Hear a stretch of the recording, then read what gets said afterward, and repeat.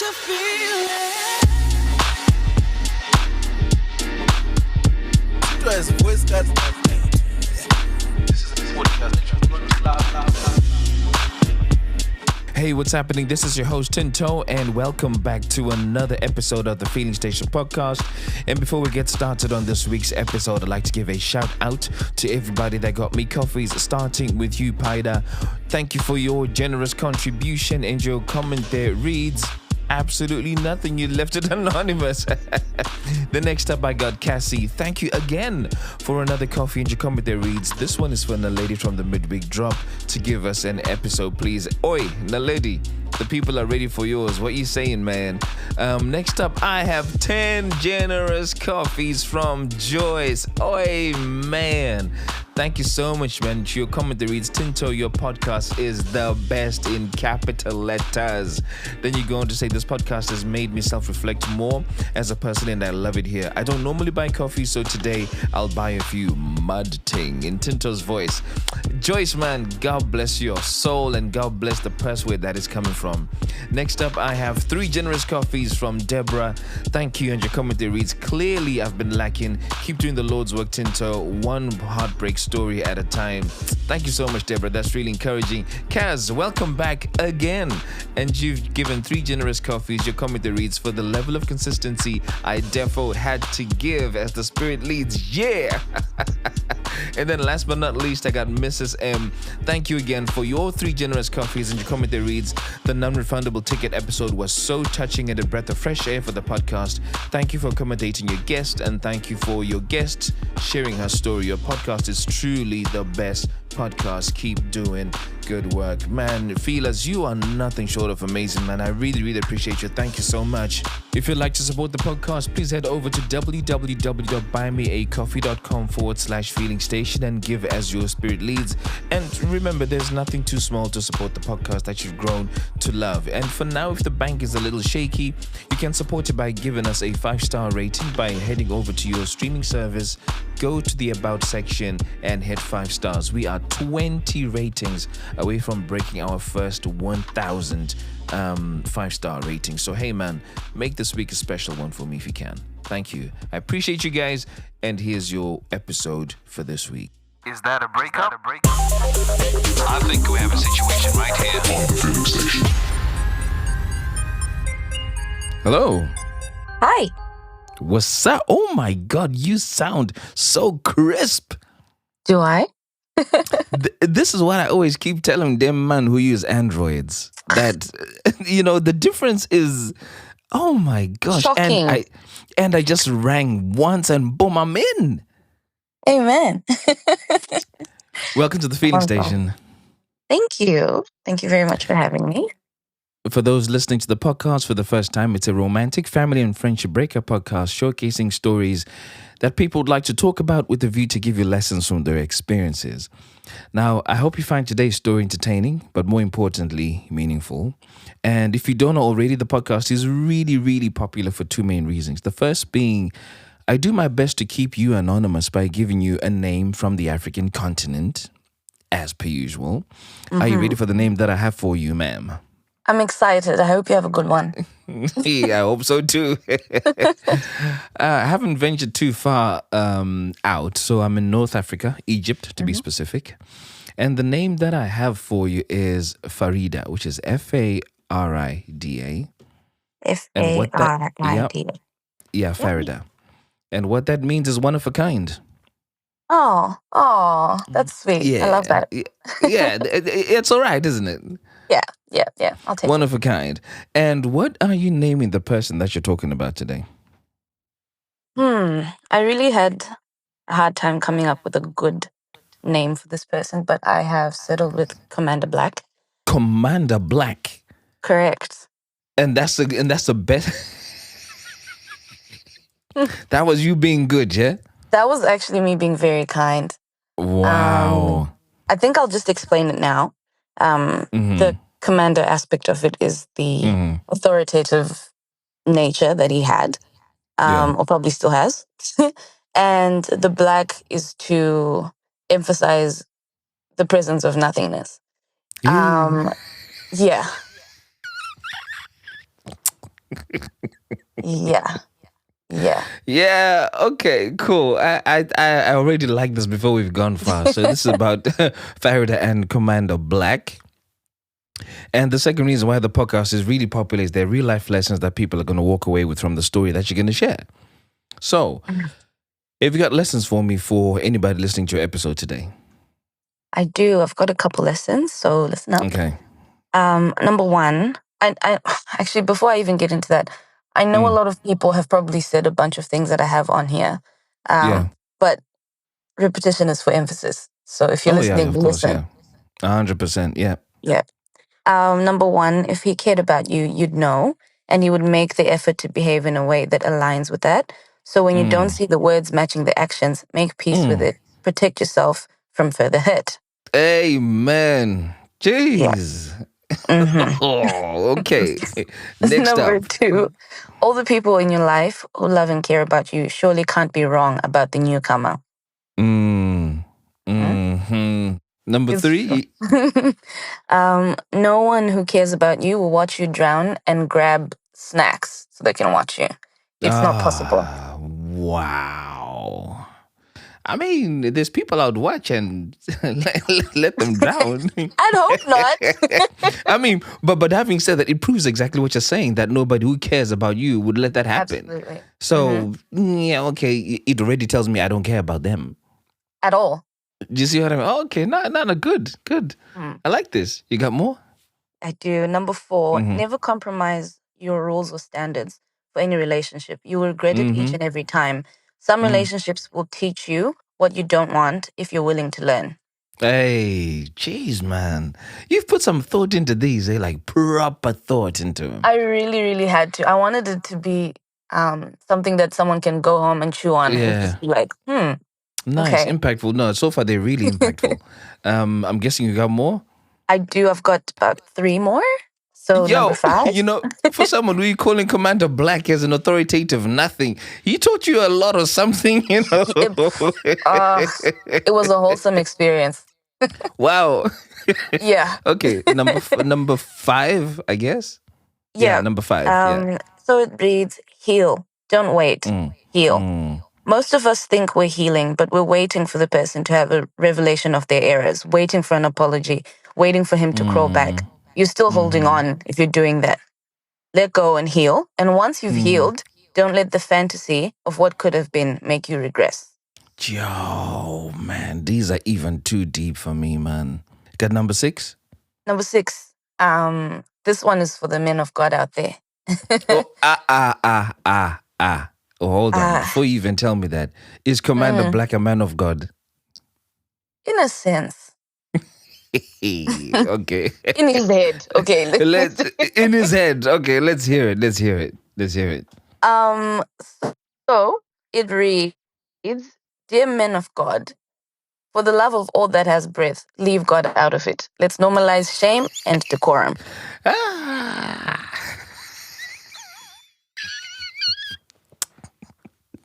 I hate to laugh because some of this is so relatable because I have an ex who used to say "Pakafamba Satan," right? Which is basically saying that, hey man, the devil did something. What? What are you talking about? Right? You're saying leave God out of it. Hey man, can I just add leave Satan out of it too? Because then people catch strays. They catch strays. The devil's like, I didn't even do that. Bruh. But thanks, I guess.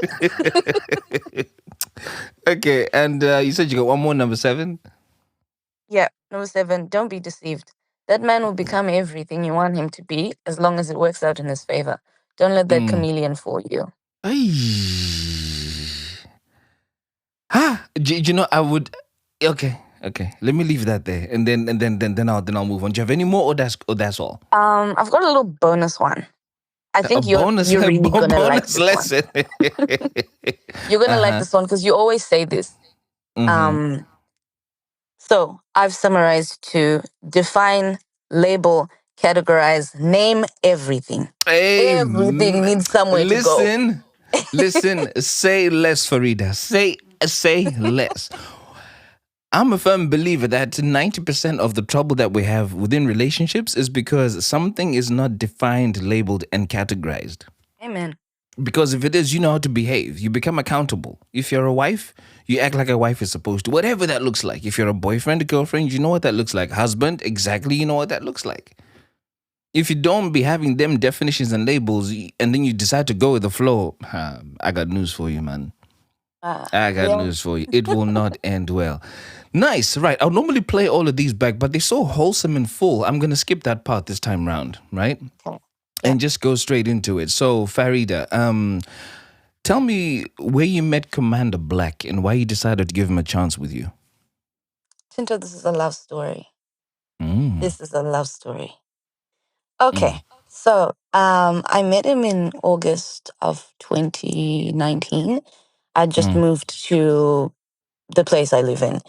yeah. And I was a student at the time. I think I was like in my first year of uni. Mm, And I think he just finished one professional year of working. So it was at that time where he's starting to make a bit more money. He's getting a bit more comfortable in the workspace. I'm just trying to figure out where left is from right, really. mm, mm, And at the time that I went to uni, well, I guess I went to uni kind of late in quotes. So I was about 21-ish, oh, yeah, yeah. whereas all the Mm, other uni students like 18, 19. So I didn't really that's fit right. with them. So that was just absolutely just like a no. I'm a very quiet, reserved person generally, and Mm, I don't speak if not spoken to. I'm very mm, shy. That's important to note. okay. And he was just very like loud, boisterous, very like, I'm here. He's just one of those men that had a presence to him. Like he'd walk into a room and everyone's like, "Oh, who's that?" And Mm, just, I don't know, I've never really been attracted to people who are like that because I just find them to be a little bit irritating. But I don't know, there was just something about him. So mm-hmm, we met at a Christian event. I'm a Christian and I love Christian things. mm-hmm, And on the day that we actually met, I was actually doing an assignment. I was like making sure I wanted to submit it by 11:59. So I was in my little yeah. corner just doing what I'm doing. He walks into the room and again, he had that presence about him. And I'm like, oh, who's that? Anyway, I just kept Mm-hmm, on doing what I was doing. So I was like, whatever. So people are mixing and mingling and whatever. And I'm just in my little corner, just minding my own business, which is very normal for me. He mm-hmm, comes over, he's like, oh, never seen you before. Who are you? Blah, blah, blah. I'm like, oh, I'm Farida, new here, whatever. He's like, oh mm, my gosh. Just starts asking me a trillion questions, very personal questions. And at some point in the conversation, we started talking about love. And I tell him, which was a mistake. Don't ever do this. Don't ever tell a man about how another man broke your heart. mm-mm. Don't do You that. mean it in the first meeting? You guys already talking exes? Pretty much. Wow. Pretty much. He was very intense and very full on. Like, and he Mm, was very good at carrying a conversation. So he immediately just made that like a very like cute space. I wouldn't call it a safe space, I'll call it a cute space. So like what's the difference? I think a safe space is like you genuinely feel like you can be completely vulnerable. A cute Uh, space is we might get there. We're not there, but we might get there. okay, yeah, yeah, okay. Yeah. I like that. Mm, So, excuse me. We're talking, and I say to him, "Oh, I've been in love. I've loved and I've lost." And he said, "You've been in love?" I don't think so. That wasn't love. I was like, mm, "What do you mean? You can't invalidate my experience because yours was different." And he says, mm, "Oh, you don't know the first thing about love.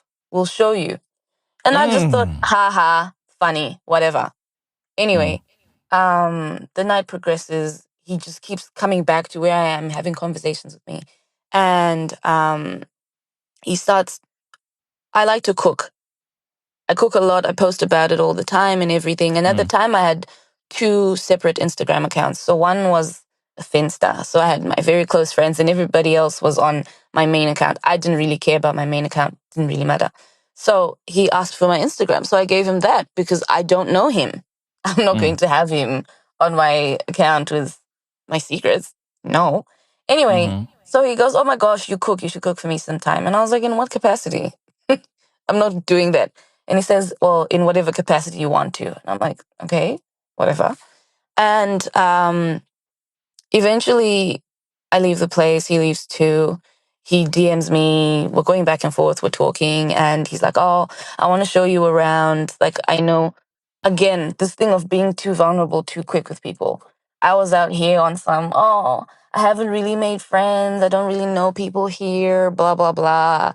And he Mm-hmm. was like, "Oh, I'll take care of you." And I'm like, haha, funny, cute, whatever. He was You keep serious. you keep going haha funny cute. It's like the second time you've made that expression. I mean, it sounds like it's haha cute, but you're like haha, stop it. I like it. Exactly. It's I it's told it's you it's a giving love them. story. Oh,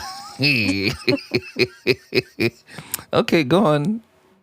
So, he says to me, "Oh, this was a week after we had met." He says to me, "Oh, there's a new place that just opened. Um, it was like a Argentinian place." He's like, "Oh, Yeah. I was going to go after work. I was wondering if you'd want to join me." And Mm. I was coming from the library at this time. I'm exhausted. I'm carrying like 1,000 books. I just want to go home and sleep. Um, oh, actually, no, no, no, no, no. Let me just circle back. What led to him telling me about work in this place was when we left the event where we met, I Mm. had his jacket and he wanted it back, in quotes, wanted it back. Of course, he wanted it back. And he was supposed to come and collect it. So on the day he was supposed to come and collect it, that's when he's like, "Oh, there's this place opening up, blah, blah, blah.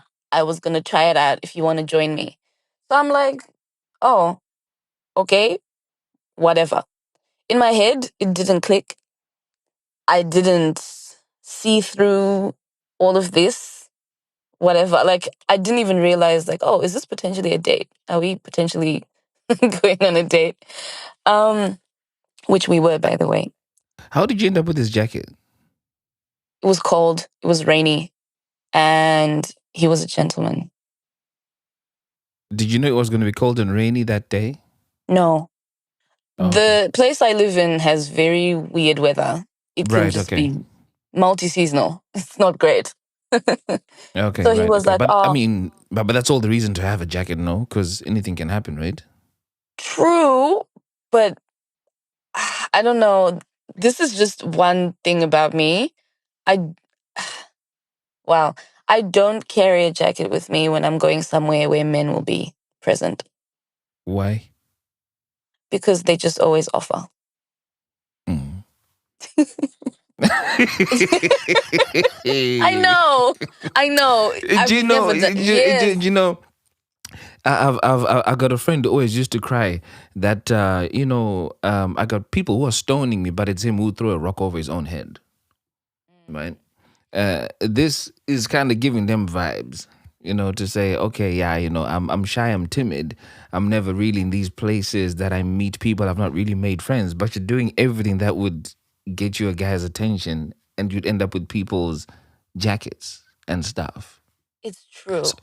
So it's not that you don't know how things were going or that you're going to end up on a date, because it sounds to me like you've set up things so that they end up being a date, because you deliberately don't have a jacket, knowing that a man is going to give you a jacket, and knowing that a man is going to eventually speak to you. Of course, he had commanding presence, but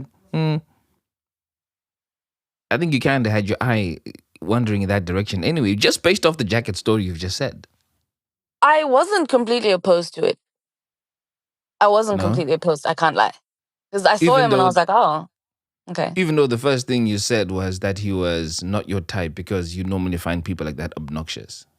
True, but he was cute. Okay, all right, cool. Yeah. All right, so you guys going on a date? So he comes over, he parks his car outside, and he's on some, "Oh, I'm outside." And I was like, "Oh, okay, cool." And at the time, again, I don't know why, it just didn't register in my head that we are potentially going on a date. I was just wearing random whatever clothes because I was studying. And he was aware of that. I told him I'd had a really busy day, whatever. And he's like, "Oh, are you ready to go?" And I'm like, "What?" I'd completely forgotten that he mentioned like dinner. I was like, what?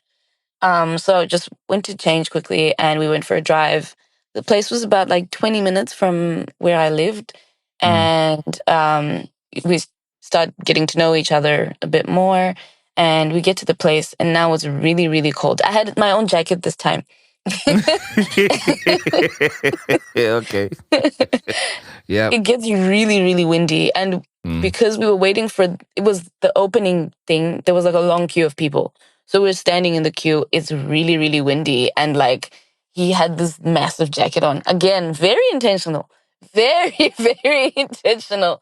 And like he like pulls me into his coat and now we're like hugging. It was so cute. Why are you being embraced into somebody's jacket when you got your own jacket to keep you warm?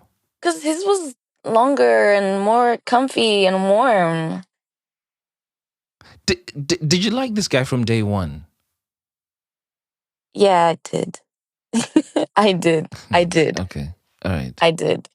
So anyway, I think about 30 minutes of the wind just disrespecting us. He was like, you know what? This is actually not going to work because you're going to get sick. So let's go somewhere else. So we ended up at some random spot.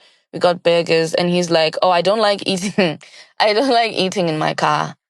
And the place we went to, again, very intentional. The place we went to is not like a sit down place. You grab your food and you go. Again, he picked the place, obviously. 'Cause I'm new here. I don't really know left from right. And he's like, well, we can go and eat at my house or we can go and eat at your house because I don't want to eat in the car. And I was like, what? That's strange. That's strange. And then I was like, well, you know what? So my place that I lived in was like a little studio apartment. My bedroom was my bathroom, my kitchen, my everything. Very close. And I was like, logically, this is not the best option because there's not much space to move around if I needed to escape. I don't know why the first thought that came into my head was if I needed to escape, it's just not great. Right. Anyway. Yeah. And again, logic, I don't know why my logic was like that. I was like, oh, it's probably better just to go to his house. Again, that doesn't make sense. I don't know this man. Why am I going to his house at 9 o'clock in the evening to eat a burger? We can just go and sit on a random bench. Anyway, we didn't do that. We went to his house. And I said to him, well, as long as you don't intend to rape me, that's fine. I literally said those words. And he looked at me like, what? Ish. I don't know why I said that. Anyway, we went to his house. Wow, it was so beautiful. Like, it was so clean. Everything just smelled nice. Everything was folded neatly. There was, yay. I was like, what a man. Wow. He lived on his own. And, yeah, it was just, wow, it was a really lovely place. And, you know, he's like, oh, make yourself at home. He even had like those slippers, those indoor slippers, like take off your shoes, put on these ones, make yourself comfortable. And I was like, oh, okay, cool. So, we eat. After we finish eating, he's like, oh, so again, we met at a Christian event. So we're just talking about God a little bit more. And we're talking. He's like, can I pray for you? He puts his hand on my shoulder. He starts praying for me. Because I was telling him I'm stressed with uni and everything. He puts his hand on my shoulder. Father God, in the name of Jesus. He goes on and on and on and on. Now, he starts crying. He's praying, he starts crying. And he goes, God, I just want to thank you for this woman that you've brought into my life. And I'm like, yes, Lord. What? He's like, your timing is perfect, Jesus. Thank you for bringing us together. No, he said for binding us together. I said, excuse me. I don't remember consenting to being bound to you, but like, what? He went on for like a good 25 minutes, give or take. Praying? Yeah. Yeah. Oh, yeah. And I'm like, wow, Lord, what a man. What a man. What a man. Because that was just one of the things I was like, I just want to, I want to be with someone who prays and someone who, I can do things with and feel comfortable around. Already I felt very comfortable. I was in his house at like 11 o'clock at night, which is out of character for me. I typically do not do that. And I think since I'd moved, which was probably at this point, I'd been there for like 7 months. I hadn't like hung out with a guy to that extent yet. So he was the first person I was hanging out with for an extended period of time. And I felt really, really comfortable with him. Anyway, he finishes praying and he's like, I just want to make sure that you know what's happening before we go too far. I really like you and I want to make you my wife. I Yeah. was like, oh, um, that's something. That's something. He looked disappointed. I think the reaction he expected was for me to like be so excited and be like, "Oh my gosh, whatever." But again, I don't know you. So, yeah. Anyway, that becomes extremely important. So before he dropped me off, he had like a bouquet of flowers in his house. Fresh flowers cut. The water was clear, crisp edges. This man was just so wow, well put together, and I quite like that. He gave me a flower, and funny enough, it was actually my favorite kind of flower. It was a white lily, and I was like, oh, that's really sweet. Anyway, I took it home. I took a picture of the flower, sent it to my friends. I was like, guys, you won't believe the night I had. Everything.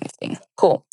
And then over the next couple of weeks, we were hanging out quite a lot. We were seeing a lot of each other. I would see him like 4 or 5 times a week. He was in my business. At some point, he got sick. Oh, also, us seeing each other 4 or 5 times a week was during the weekdays because I used to work weekends, and I used to work really far away over the weekends, so I wouldn't be around over the weekends. So what I didn't know didn't kill me. Because I Right. wasn't there. Right. I was seeing him like Monday to Friday, pretty much. Yeah, so a couple of weeks down the line after getting to know each other, he says to me, oh, let's take a walk. So we went to the beach, we took a walk. And while we were walking, he was holding my phone because he was creating like a playlist so we can listen to it together.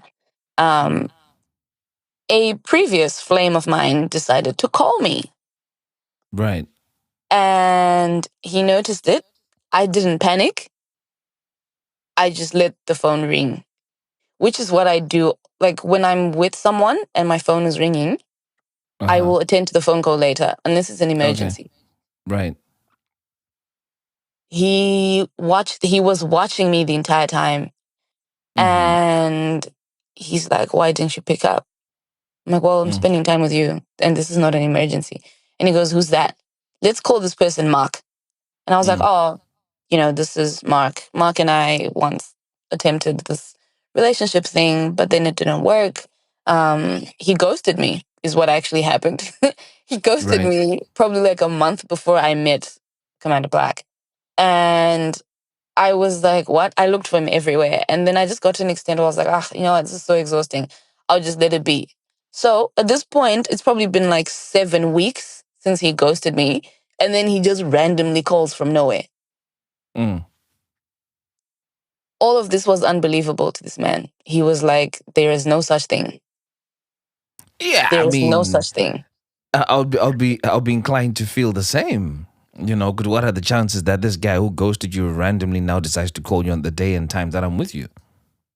But he did. Yeah. I mean, he did. We're just saying that, yeah. Okay, go on. And again, I could feel he was starting to just feel very uncomfortable. And I said, I can even show you like our conversations. Like the last message was me being like, this, like, it was just me being like, what the heck is going on? Like, just speak, use your words. If you don't want to talk, just say that. So I showed him that because again, I had nothing to hide. I was telling him the truth. But that just did not sit well with him. Right. Anyway, he I think at this point it was like 3 weeks of, I guess, getting to know each other. We'd go on random dates. He would send flowers. He would come and see me after work. And I worked in the opposite direction from where I lived in the opposite direction from where he worked. So it would take him like a good 45 minutes to come and see me. And then like 30 minutes to go home after seeing me. Because it would be like crazy traffic time. We'd hang out together. We got to know each other, which was really lovely. And he says to me, "Oh, look, I really like you and I want us to be in a relationship. But there's just one problem.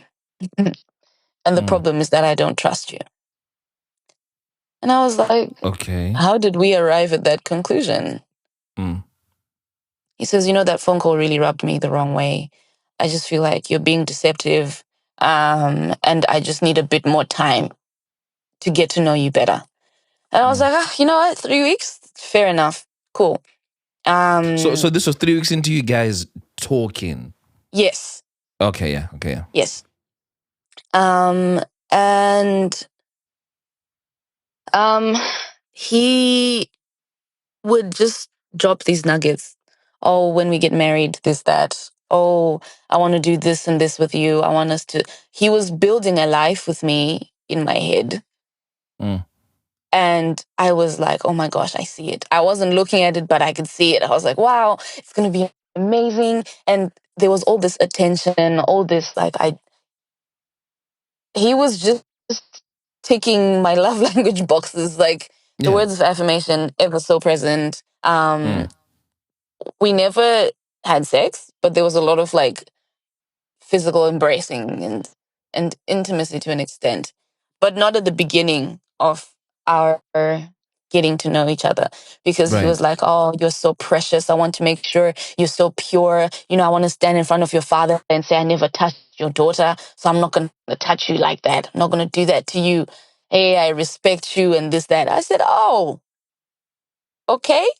So I was like, wow, finally a man who just gets it. So we used to do like these check-ins. So like, how's your week going? How can I be a good servant to you this week? Like, how can I help you? How can I be your man this week? What can I do for Yeah. you? Tinto. Yeah. Ah. Mm-hmm. Anyway, and like, I'm like, oh, I'm doing okay. At the time my mom wasn't feeling well. And Mm. he's like, I could sense it in my spirit that there was just something wrong. God just told me that today in particular, I just needed to see you and just hold you. Sometimes you just need to be held by your man. Yeah. Mm. Mm. Oh, so he holds me again. We get into a 25-minute prayer session again. Mm. Mm. Oh, Lord, your mighty hand. This, that, and the other.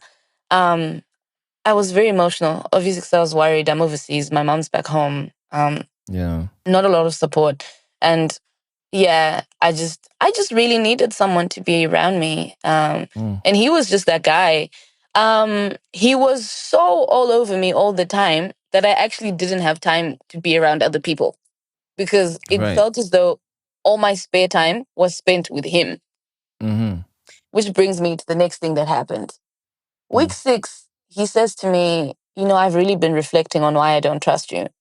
And the friends that you have, they're just not great people.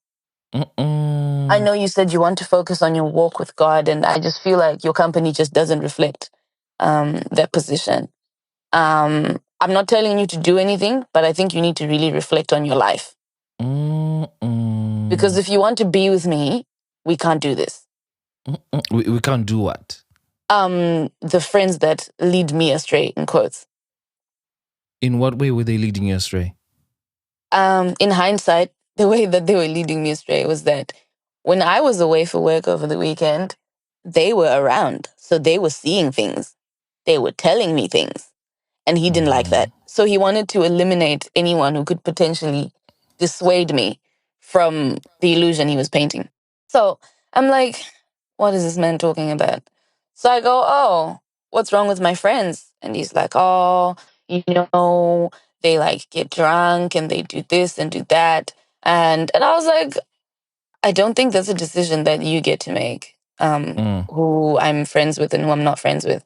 And he was like, this is exactly why I don't trust you. You don't trust my leadership. You don't understand what I'm trying to do for us and for this relationship. Yo, he goes off.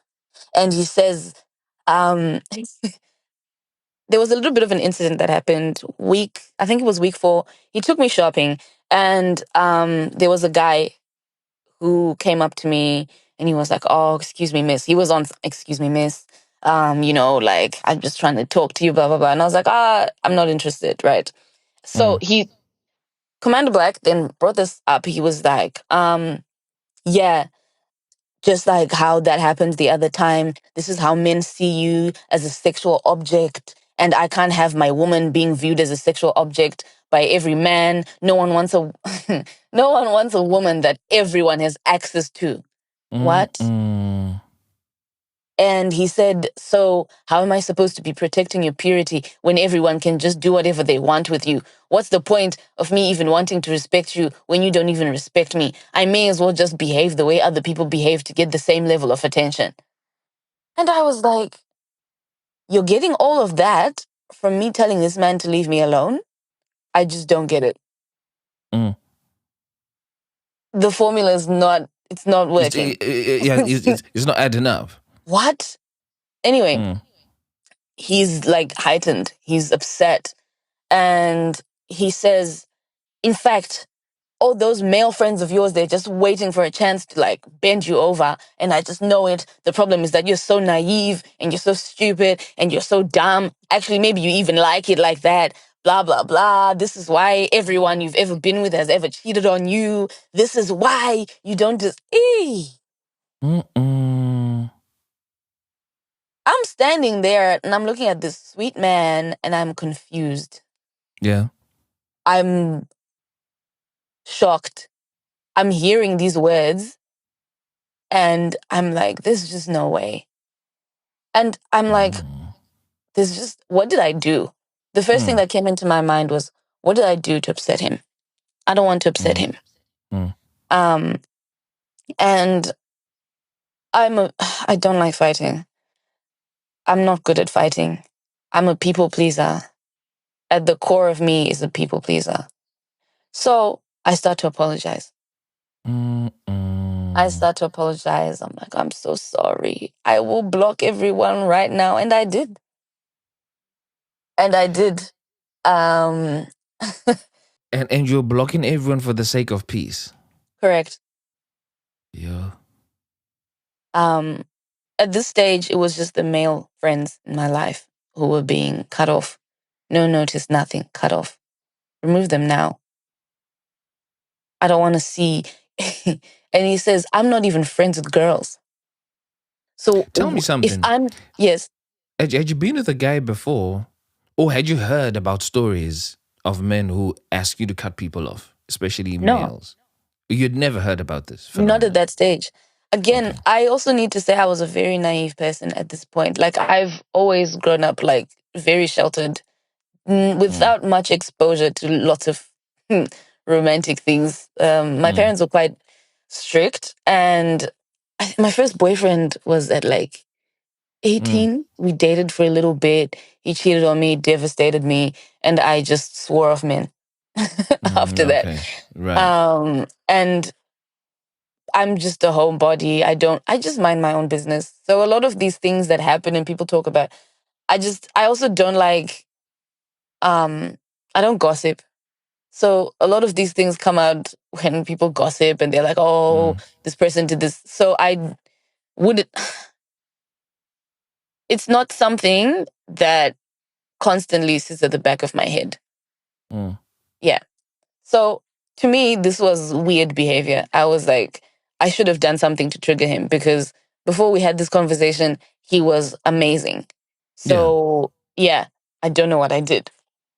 Anyway, from this point on, it was me just trying to quite literally prune everything from my life that he didn't like so that we could be together. Because he told me I was my own stumbling block. And at this point, I really wanted to be with him. because I was also quite lonely, is what I realized in hindsight. And he was a constant in my life. He showed up Right. all the time. He was there, and I just needed someone to be there. And I just thought, you know what? I would rather just have him in my life. So I'm going to just work hard and just do whatever it takes, whatever it takes to be with this man. Mm. Um, After we had that conversation, and I'd cut off people and everything, a couple of days later, he said, "You know what? I feel like this is just not working for me right now. I just need to take a step back. I need to take a step back, and I need to just see if I can let this go from my heart before we can proceed, because I can't proceed into a relationship with you with resentment." So I was like, Yeah. we're at resentment now. Yeah. So I say, you know what? Yes, Mm. sir. Yes, sir. You do that.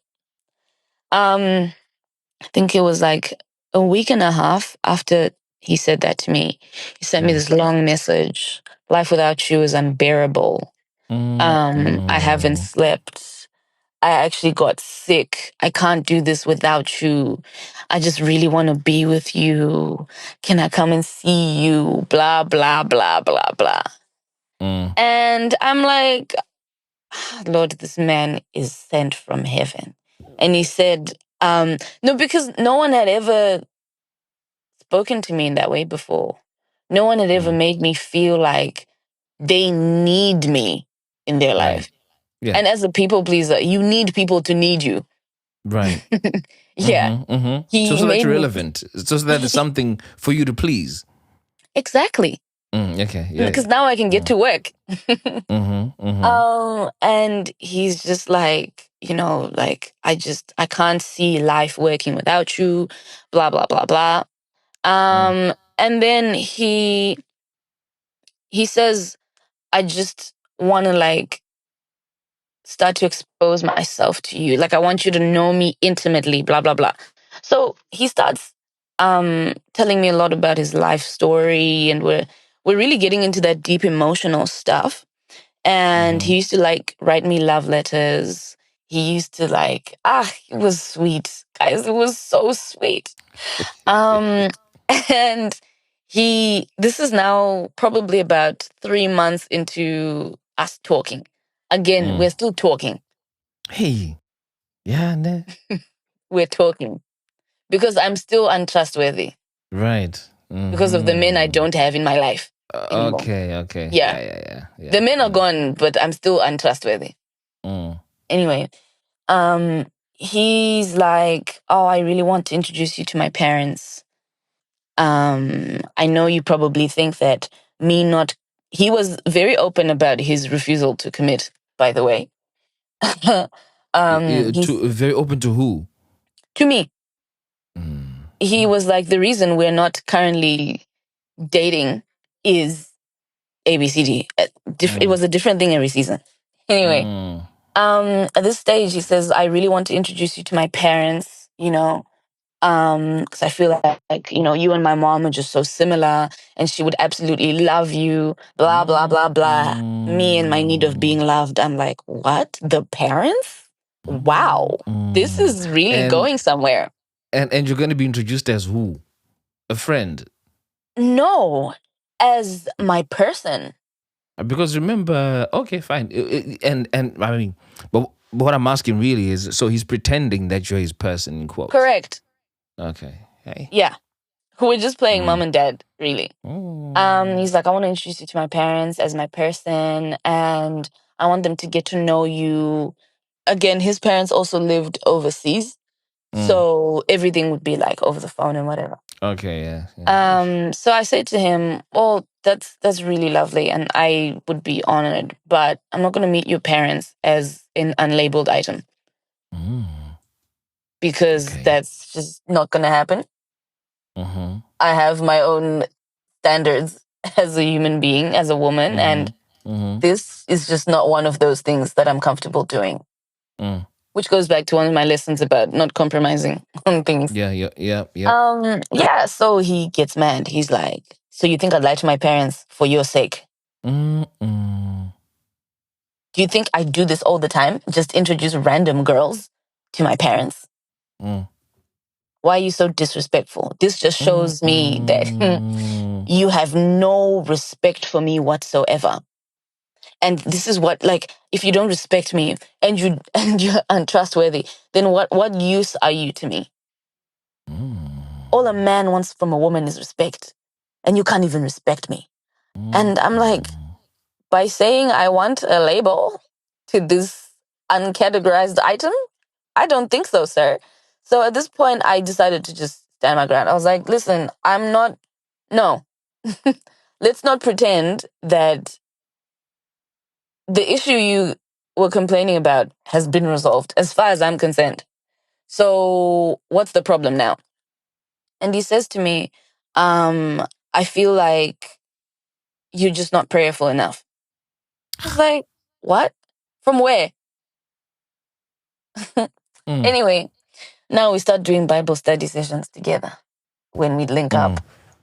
And he's like, I feel like you need to start going to church more, blah, blah, blah, blah, blah.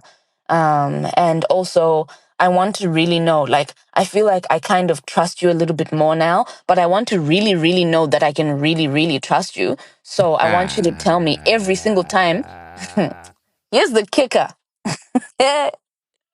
Lord, he says, every time you have an interaction with a man, I want to know about it immediately. Okay. Regardless of how old this man is, regardless of what kind of conversation you're having, every hi, how are you? I want to know in detail, immediately. Call me straight after Yo. and Okay. tell me. Did this exclude relatives, No, family, friends? no, Any male? anything with a penis. Anything. Wow. Okay. Hmm. And at first I was like, what? I didn't do it like the first couple of days because I was like, this is just outrageous. This is actually just insane. And he's like, hey, just wanting to let you know that you're testing my patience. Remember how we spoke about the whole disrespect thing? I understand that you're younger than me. I was like, what, 4 years younger than him.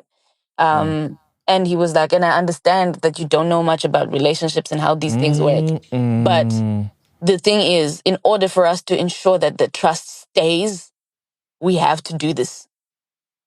I need to know who's in your life. I need to know who's around your life. Because how can I protect you when I don't know what's going on? How can I help you if I don't know what's going on? I'm doing this for us. I want to protect the purity of our relationship. And I know you're so sweet and you're so lovely. And so sometimes you're oblivious to what men are doing around you. So I'm just trying to make sure that no one is like doing weird things. And I was like, oh, he's doing this for us. Okay. So I start giving him the updates. It was exhausting. It was so exhausting. And when I'd be away for work over the weekends, he would be blowing up my phone. Who are you talking to now? Where are you going? What did you do? What then did you do after that? Who was there? Blah, blah, blah. I'm like, Sha. He would want pictures. Show me where you are. What are you wearing? What are you wearing? Why are you wearing that? Don't you see it's a bit tight? Don't you see this and that? You should take that off. Oh, you shouldn't have said that. Why did you respond like that? You shouldn't have smiled at him like that. Now that's very suggestive. And he comes and starts flirting with you, don't be surprised because you're leading him on by saying good morning. Honestly, if as a man, a woman responds to your good morning with a smile and you're turned on, you need to check yourself. Because what? It doesn't quite add up. No, it doesn't. Anyway, at some stage he's like, you know what? Oh no, I decided I didn't want to go work far away anymore. I just wanted to be around over the weekends because I was getting tired of the commute. It would be like a 2-hour commute both ways when I'm working. And I was like, I'm actually so tired. I really, really want to get a different job. And he was like, yeah, cool. He was very supportive. He actually helped me to land the job that I got. And it was like much better pay. Much, much, much better. But there was a period of like 2, 3 weeks when I was unemployed. And he started being the provider of the house.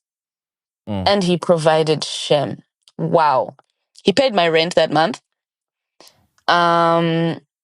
Again, this had never happened to me before. This was just a foreign experience. He paid my Right. rent, my bills, my everything. Like if I needed money, he was just like, just tell me how much. Tell me what you need. Tell me everything. So now What was he's made what was he me. doing? What was he doing to make himself afford this stuff? I know you said you were just starting uni when he was kind of getting his feet up in the work world. Is it the work he did that gave him that kind of money to afford what he was doing for you? As far as I'm concerned, That's getting loaded. I But okay, know. yeah. As far as I'm concerned. And at this point, I'm starting to talk to my mom about him a little bit more. And I'm like, oh, mom, I met this guy, blah, blah, blah. And I'm telling her all these things. And again, just it wasn't that my parents could not afford to pay all that stuff. I didn't tell them. I felt really embarrassed because I'd been doing a decent job at taking care of myself up until this point. Yeah. And I was like, oh, damn, I don't want them to be disappointed, to be like, well, what happened? You know? So I didn't say anything, literally. And like, I just be telling my mom, oh, there's this guy, blah, blah, blah, blah. And she's like, oh, cool. Like, interesting, interesting. And now I would tell him too, because I also wanted him to be like, okay, she also takes this seriously. Because as far as I was concerned, he was also telling his family about me. All right. Yeah. And my mom goes, oh, what does he actually do for work? And I said, that's a good question. That's a good question. I don't literally know what he actually does for work. So in the time that I was unemployed, I spent a lot of time at his place. And that was when we started like sleepovers and stuff. And I would notice he'd wake up, he'd turn on his laptop, put a brick on like the one of the like keys on the what's it called, the keyboard, Yeah. so that it looks like he's active in like Teams or whatever. But Oh, like yeah, he's yeah. on his phone the entire time.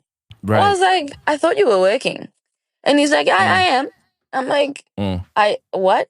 I haven't seen you like do anything at all. And then he'd have like 1 or 2 meetings per day, which would last like all of 30 minutes, and that's about it. And I was like, what? Wow, this is soft. You work 2 hours a day and get paid for the whole week. Yes, man. That's nice. That's real nice. And then there's this app. It's like a betting thing. Again, it's not my thing. I wouldn't know what it was until someone opened it. And at some point, I was standing behind him. I think I was rubbing his shoulders. Um, and he just like opened the app, and it said something about like how he had like $15,000 in there, and I was like, wow, Ooh. wow. Anyway, I put that in the back of my head. I didn't like. I don't know why. I just was like, maybe it's like his savings or something. It didn't click to me that this man was gambling. Anyway, we carry on. We carry on. We get to about almost the end of the year. We're approaching December. And at this point, I've cut off my male friends. I have distanced myself from a bunch of my female friends. So he's almost literally the only person in my life that I talk to who I'm not related to by blood. You distance yourself from your female friend as well because he's saying, oh, these are bad company. Those are some of what he Correct. called bad. Okay, yeah. Exactly. Yeah. And now one of his ex-girlfriends rears her head. They dated for like over a year. And apparently it was a very nasty breakup. He cheated on her real bad. Oh wow. And I think he became aware of the fact that she was back in town because after they broke up, apparently she just left the city. She just could not handle being in the same place as him. Yeah, it was that bad. And so one day he comes over, he's like, I just want to tell you something. So now he starts snitching on himself. He tells me about the relationship and how it worked and how he eventually cheated on her because he fell and the devil made him do it. And he never would have wanted to do that. And he has since repented. He even got rebaptized because he just felt so filthy. Um, and like he he showed me pictures of, he said he was in so much sorrow and grief, he shaved off all his hair, he didn't eat anything for like a month, he even shaved off his eyebrows. Wow. Yeah, he's like, I know people don't normally believe a man when he's like, I've changed, but like I really have, like I've seen the error of my ways and I'll never do that again, da da da da da. Like, okay. The week after that, I went to church and I was just minding my own business. We didn't go to the same church, right? So that Sunday when I went to church, I met this girl. We'll call her um, Bianca. So Okay. I met Bianca and she had recently gotten engaged. And everyone's like, oh my gosh, congratulations, blah, blah, blah, blah, blah. She's like, oh, like God just saved me from the toxic relationship with this man that I was with. And just like, she starts talking about this experience that she had with this guy. Hmm, she's talking, and she's describing my man to a T. I had indigestion. Hey, I couldn't breathe. I couldn't breathe. I mean, I was like, needless what? to say, if you know your man, you know your man, right? Yes, absolutely. And I actually always say this to my friends. When I know a man, when you know someone to the point where you could see their fingerprint in a picture and be like, wow, I know that fingerprint. I know that fingerprint. Yeah. So she's going on and on about all these horrendous things that he was doing during the course of their relationship. And I didn't say anything. I didn't ask her any like questions or whatever. She was just talking. She obviously didn't know me. Again, I was not officially his anything, so no one knew anything. The only people who knew that him and I were sort of like together in quotes was him and I. That's it. Wow. Yeah. Okay.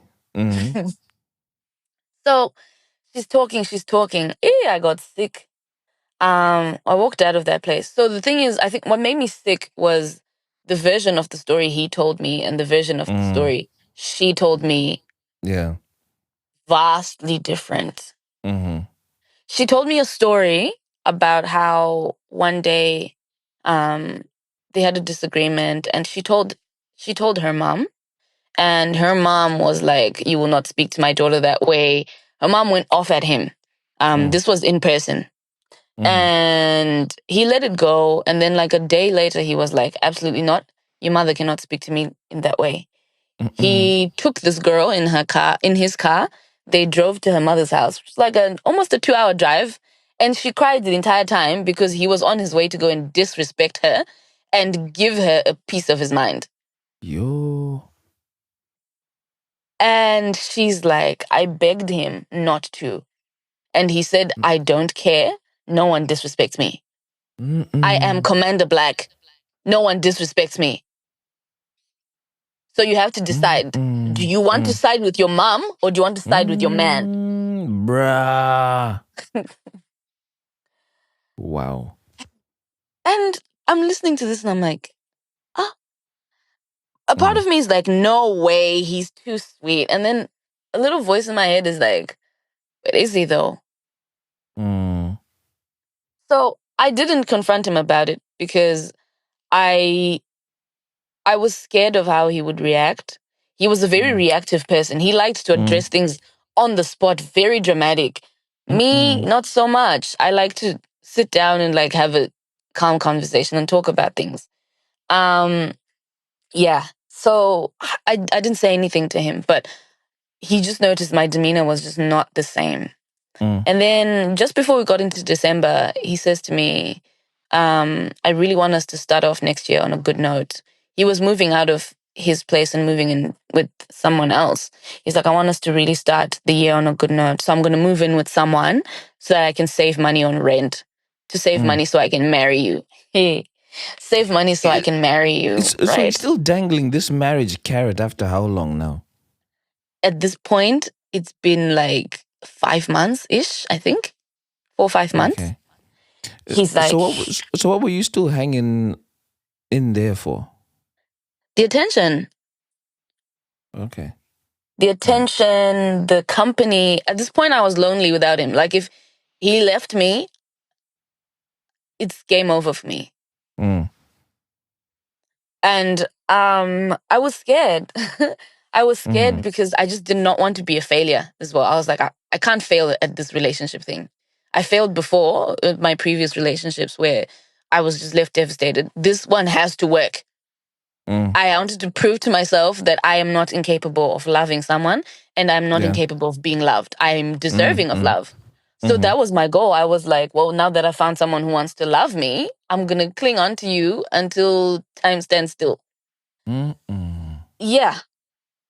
Mm. And that decision that I made in my head is what informed everything that I did. I told myself I was staying no matter what. Anyway, he says to me, yeah, because I want to save money, I want to marry you, blah, blah, blah, blah, blah. I'm going to move in with another person. And I just feel like we need to just take some time apart to really fast and pray about where we're headed in our relationship. Because I feel Yo. like it's time. Okay. So he's like, you know what? I feel like the next 40 days and 40 nights, let's just be fasting and praying. I think we just need to just abstain from each other as well. Just like, just to make sure we're really like consecrating ourselves. Man And this of is for the God. next 40 days, yeah? 40 days. Mm. These 40 days covered from December 1 until like January 10. Mm. We all know what Christmas happens in time. December. Mm. Ah. Christmas time. Anyway, I'm like, wow. Yeah, of course. Anyway, we did the whole 40 days, 40 nights thing. Obviously that wasn't the same with him. He was out here going out, doing the drinking, doing the women, the sex, the everything. Mm. And I didn't know because he had blocked me on Instagram, so I couldn't see his stories or anything. So Mm. in my head, he just wasn't posting stories. He just was not doing much. And because we were not talking, to consecrate ourselves in quotes, I just was none the wiser. So that's where my friends then come in. The friends Mm. that he says to me are bad influences are friends who were like, something's going on. At some point, I did tell my friends that him and I were, I guess, together in quotes, but I didn't tell him that I told my friends because he would freak out. But I just could not keep it inside me for too long. So I told Mm. a few of my friends, I told like 3 of my friends, Mm. and they're like, listen, bro, this man, I don't think you're talking about the same person. So what do you mean? This man is like, he would randomly just send me like these Bible verses during our no talking. He's like, I know we're not supposed to talk, but I was reading this and it just reminded me of you, and like I just had to share it with you. Do you know what I Mm. mean? Like it was just Mm. very like, there's just no way you're telling me that this man is out here going home with like a bunch of girls at the end of every night from Friday to Sunday. It's just not possible, right? Mm. Mm. I was in denial. Anyway, we move on to the next year. And he eventually like comes back into my life. He's like, oh, I really want us to be together, blah, blah, blah, blah, blah.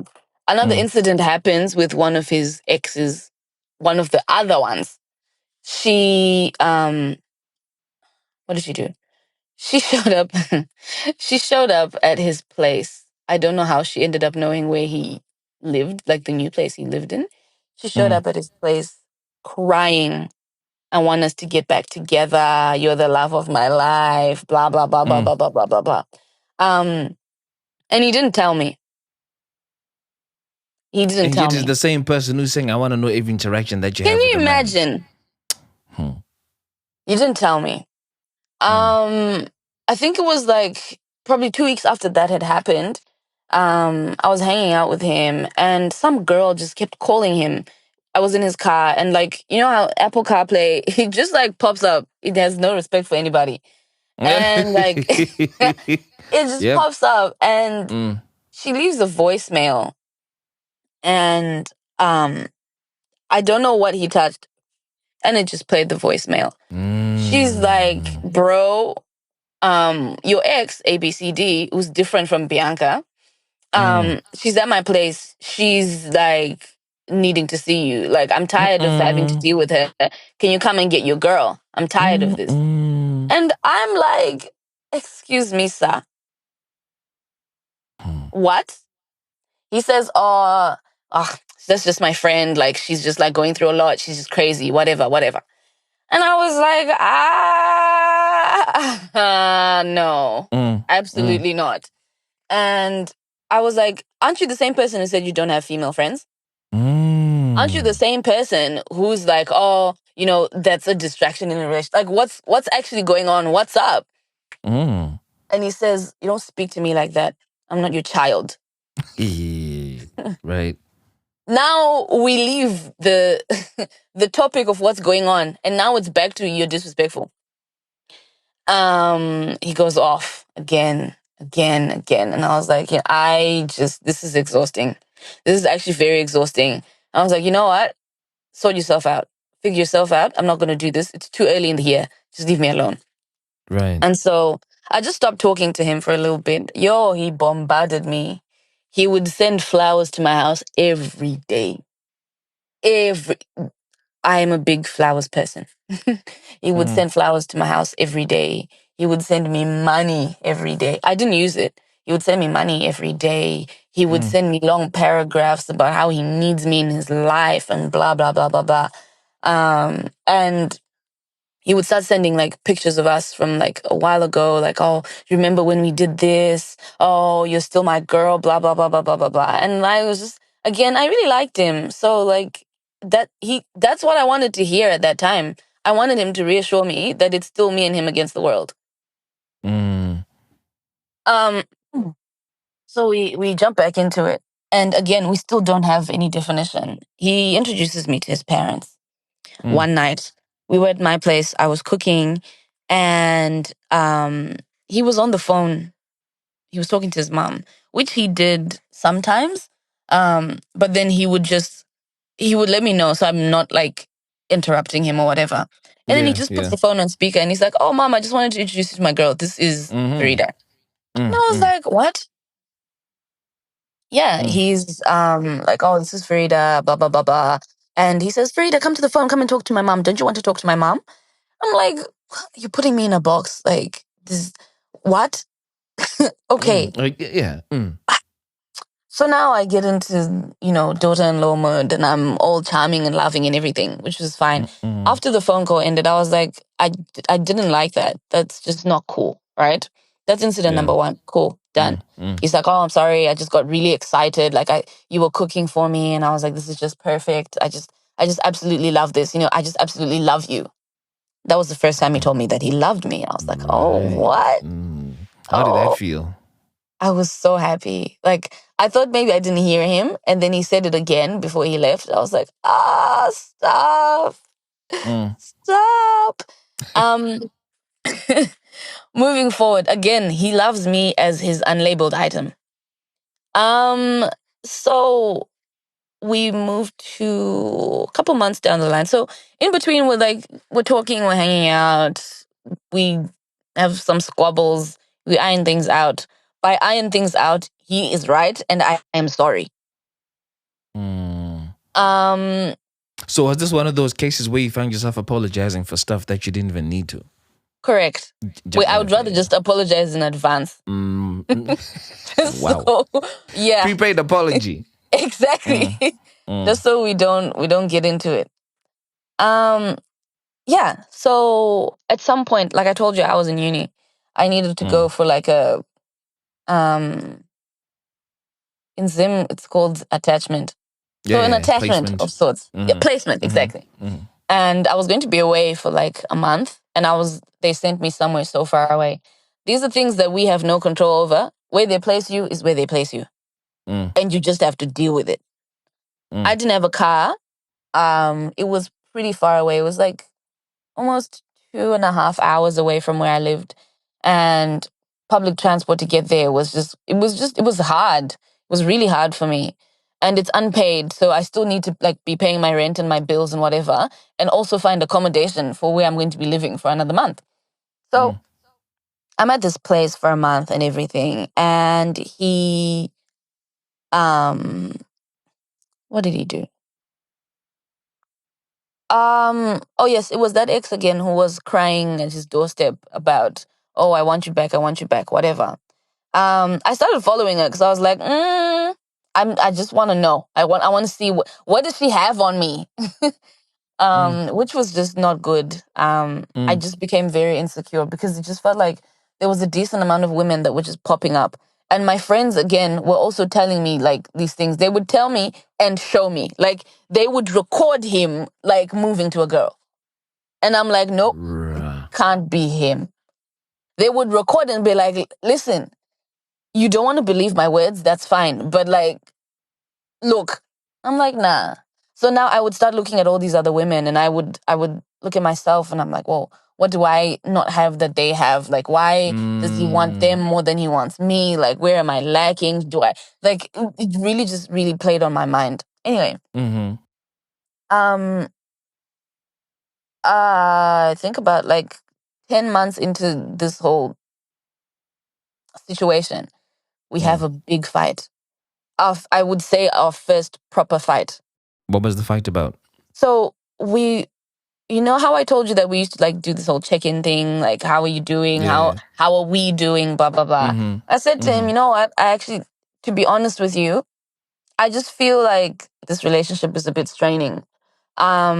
Because I feel like you're monitoring me. Yay! He said, "Excuse you? What do you mean I'm monitoring you?"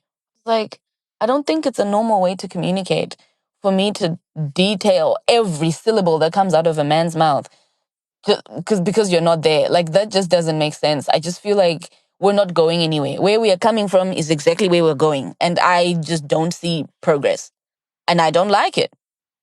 And, we do this check-in thing. So we can be honest with each other. And to be honest with you, I just don't like it. And he said, oh, because you want to be a whore. Because you want to be going around with all these men and doing all of these things and you don't want to be held accountable. That's why you feel that way. He went off. He said horrible things about me.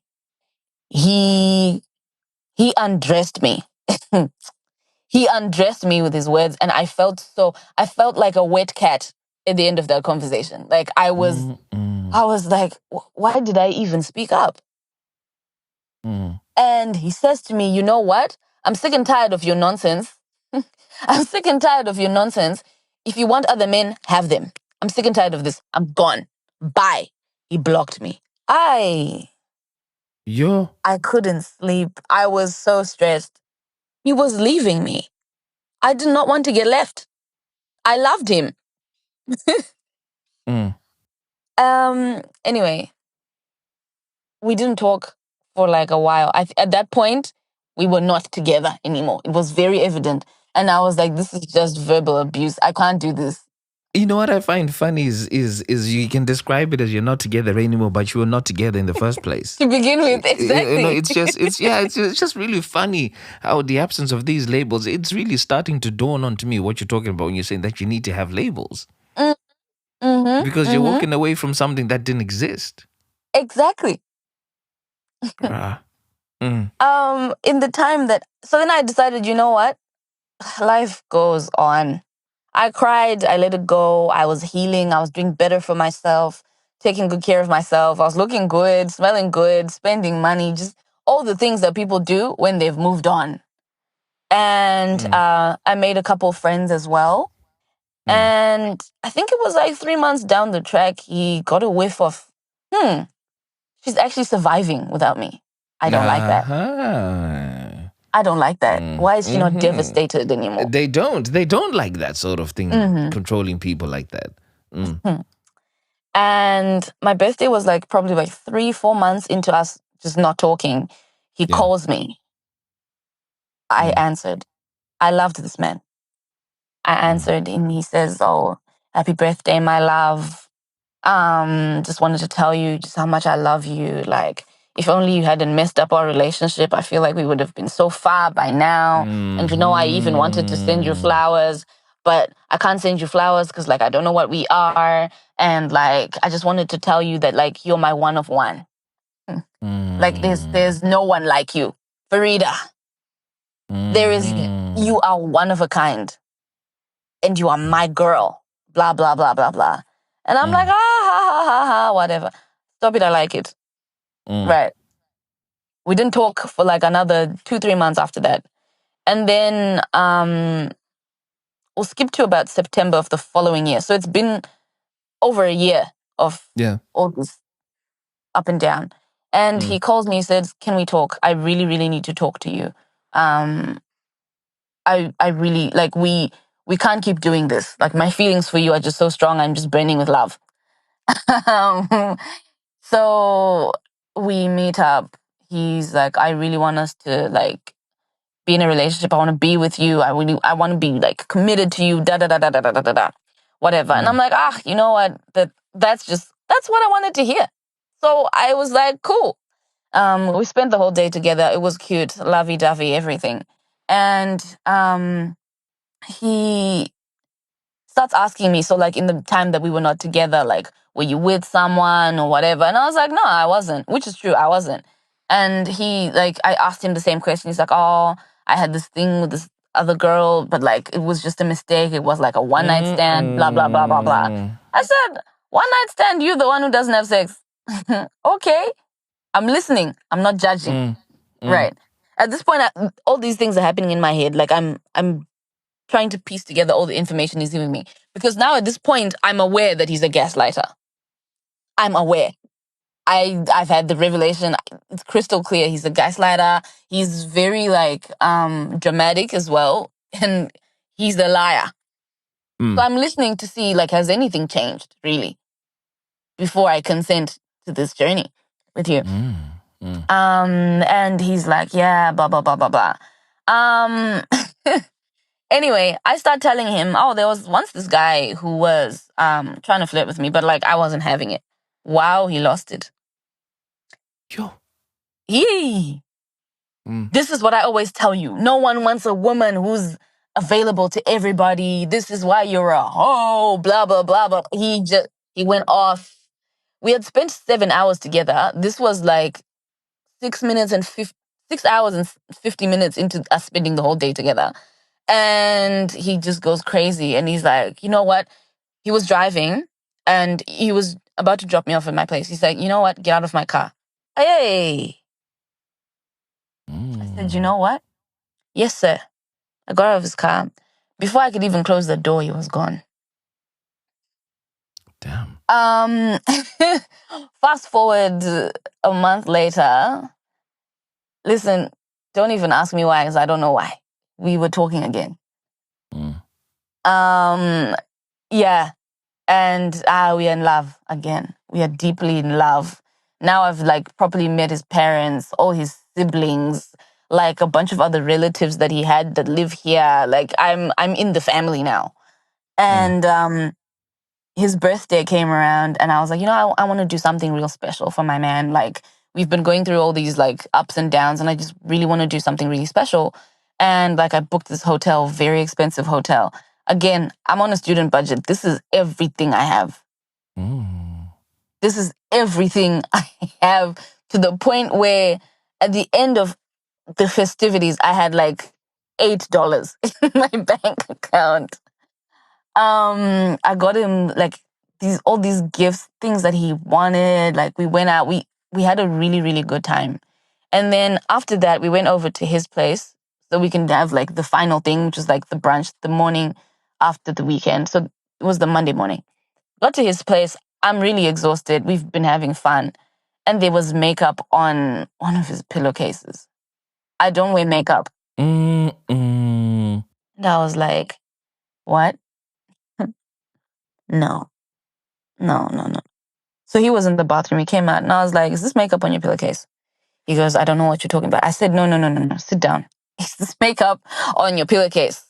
He's like, oh, I don't know what you're talking about. Maybe it's yours. I said, I don't wear makeup. So I was so mad. I was so mad. And like at this point, I've prepaid for a lot of stuff. And I'm like, you know what? The least I'm going to do is just enjoy my money. And I was like, you know what? Don't piss me off. Let's go and eat. We'll talk about this later.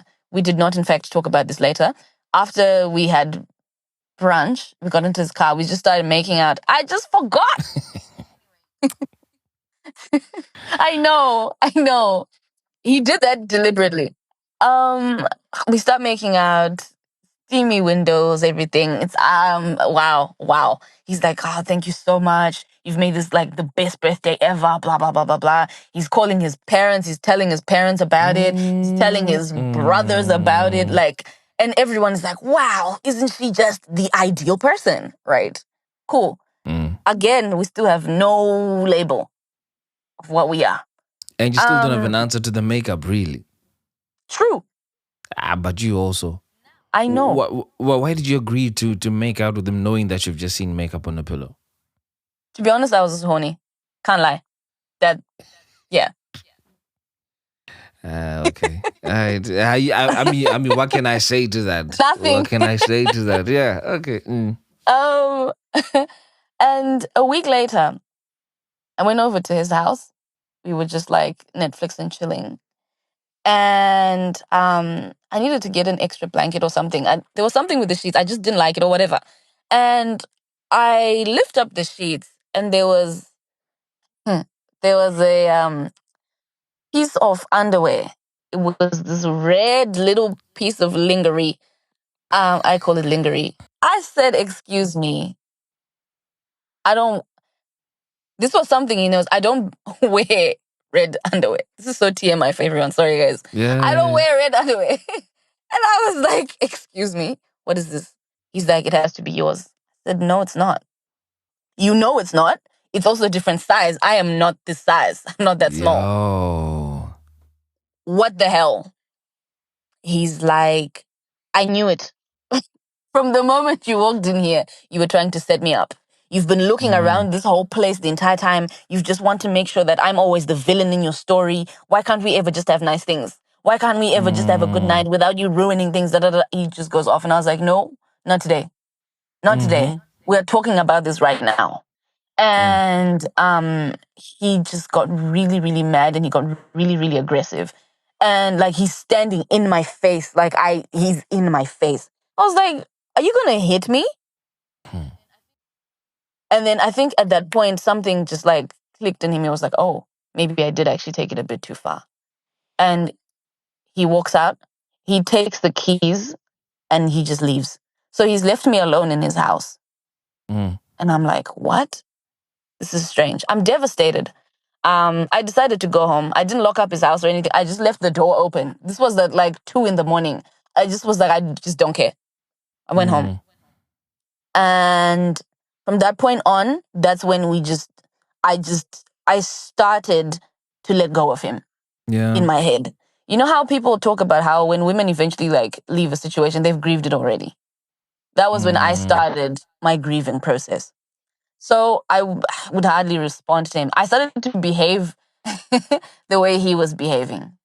I was now detached. I was now like, he was starting to irritate me.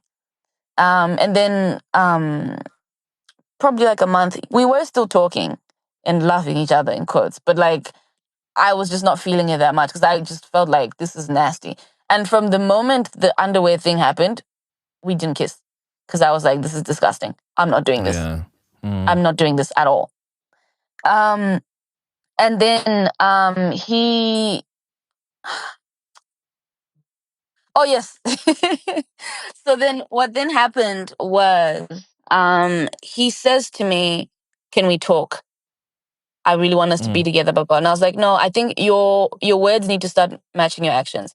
Until something changes, I don't want to. I don't want to talk about this. I don't want to deal with this. Sort yourself out and decide what you want. And it's okay if what you want is not me. That's totally fine. Just leave me out of it." He's like, "No, but God told me we're meant to be together. Da, da, da, da. I said, nah, nah, nah, nah, nah, nah, nah, nah. God loves me too. So, no, we're not doing this. Get your act together." Cool. And then there was a point I had a bit of a mental health crisis. And again, like I said, because he had isolated me from a lot of my people, he was my person. So I reached out to him and I was like, "I'm struggling. Like I'm literally just struggling." And he was like, "Don't worry, like I'm there." And it was just so I just really needed to have him around me. We were not intimate or anything. I just really needed some support.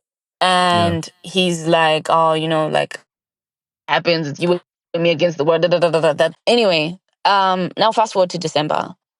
December, he just absolutely broke my heart. I was graduating in December, and I'd invited him, obviously, because he was my man, in quotes, and he didn't show up. He sent me like the biggest bouquet of flowers or whatever, but he wasn't there, and that really really stung, because I couldn't have my parents there. 'Cause, my dad was unwell at the time, so it was gonna just be him and like my one other friend. And it gutted me. I just was like, "Oh wow, that's really," and he didn't even have like a good excuse for why he didn't come. Anyway, that was when I was like, "Nah, I'm done. Not doing this anymore." And I called my mom on that day because I was really heartbroken, and I told her, "Mom, I can't live here anymore. Like I can't do this. I can't turn around and see him everywhere. I can't do this." So my mom was like, "Okay, what do you want to do?" And I was like, "I'm just gonna leave this man." Anyway, I ended up going on a trip because I just needed to clear my headspace. And he was like, "Oh, you're leaving me, blah blah blah." And I was like, listen, I can't do this. I literally can't do this." When I came back from my trip, I met a girl. Let's call her Rose. I met Rose. Turns out Rose and I had also just been seeing the same guy at the exact same times. Ay, ay, ay, You remember how I told ay. you that I saw this man Monday to Friday, 9 to 5? Like, I saw him so much that I was like, there's just no way he can cheat on Ain't me no because way. Yeah. I'm seeing him every day. If I was day shift, she was night shift. If I was weekdays, she was weekends. And we'd alternate like that. And now she wasn't the only one. When I met her and like we were getting to know each other, us getting to know each other had nothing to do with him. But as girls do, girls talk. And at some point, girls just talk about the most hurtful things that have happened in their lives, right? And now she's telling me this story again. She's telling me a story, and I'm like, why do I know these characteristics so well? She's telling me a story, and she mentions how they'd known each other for like a couple months at this stage, and they slept together on the day that I was graduating. That's why he couldn't come. Oh my days. Yeah, that's why he couldn't make it, because he was taking someone's virginity. And she's like, after that day, he woke up and he was like, "I feel like you are just taking me so far away from God and I can't do this. We just can't talk anymore. I can't do this." So he pretty much he did that. He had sex with her and he just decided to remove himself from his life. At this point, they had been dating. They were actually labeled. They were dating for like 3 months at this stage. And when she was telling me this story, she was also telling me about like two other girls who had had the same experience with him just a couple months prior. So I was like, wait, you mean to tell me all of this was happening during my relationship too? And she's like, yeah. I was so mad. Eeh. But from the day that I went on my trip, I told myself, I am never going to speak to this man again. So he didn't know that I'd met Rose and I now knew all of this stuff, right? So he would be blowing up my phone. He's like, "Oh, you told me to come and get my things. How come like you can't let me see you, blah blah blah." And I wouldn't respond. I just would not respond. And I eventually sent him a message and I was like, "I'm going to mail your things to you if you still want them." Then he was like, "It's been 8 weeks. I don't think I need them anymore." And I said, "It is well. Take care." And he says, "You too." And randomly throughout the course of the other year, he would just like try to call me, try to text me. And I would not engage at all. At all. I was just like, nah. The disrespect for me, it's just way too much. It's way too much and I just cannot handle it. And then fast forward to this year. At this stage, it's been like 3 years since all of this happened. The beginning of this year, New Year's Day, he's like, "Hey, Farida," different number, by the way. I had blocked his number. "Hey, Farida, it's Commander Black. I just want you to know you're the love of my life." And just my life has not been going well since we separated. I miss having you around. You know, when I was with you, life was working well, and like blah blah blah. I just can't do this anymore. And like I know you probably heard. Oh, I actually missed a detail when Rose was telling me about all his. We'll call them sexcapades. Actually, she mentioned how. You remember how earlier on I spoke about his source of income? And he was actually like a big time gambler. And he was starting to do Drugs. the powders. Yeah. I'm not surprised. And I am shocked because, again, the man I know is a man of God. And I was like, drugs? And he's like, yeah. And she says, yeah, he does the hard stuff. And I just couldn't believe it. I couldn't believe it because, again, like I told you, the person I knew and grew to love is a very different person to the multiple people that others have encountered through him. Yeah. In my head, I would have diagnosed him with multiple personality disorder. He was, when I tell you, completely different people depending on what container you put him in. That's what he was. He was like water. It would take the shape of whatever container you put it in. That's what he was. So if we are putting him in the container of the church, he becomes the church. If you put him in a brothel, guess what? That's just, and for me, it was just, I just could not fathom that.